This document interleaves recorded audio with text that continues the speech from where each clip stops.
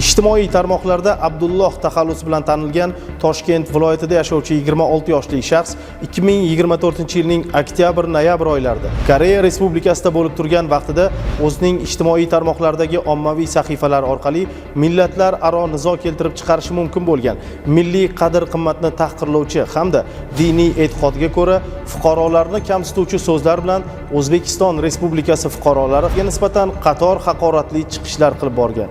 Mana shu ijtimoiy tarmoqda kim o'zbek bo'lsa, u davlatni men tan olmayman. Bu davlatni men tushunmayman bu millatni. Qanaqa millat bu? Dalada. Ketmonchoq dalada.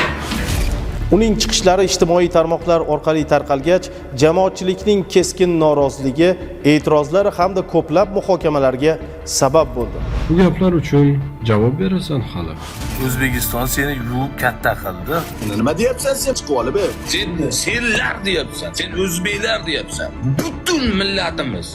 Sen vatanning nonini tuzini yeding va tupuryapsan ana shu tuzliqqa.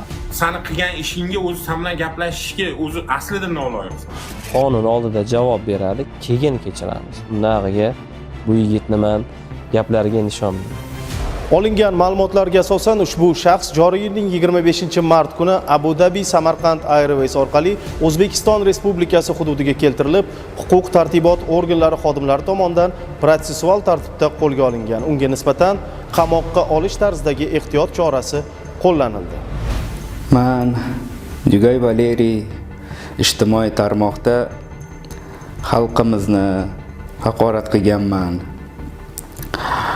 Men hammasini shu aktiv uchun qildim, tanilishim uchun qildim, lekin bu narsani hammasini tushunib yetib, juda qattiq pushaymonman. Hammadan chin qalbimdan men kechirim so'rayman.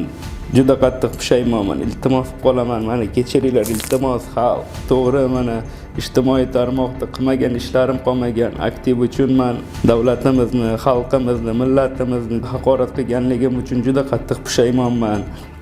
Va mana shu mehnatkash xalqimizdan chin yurakdan kechirimni so'ramoqchiman.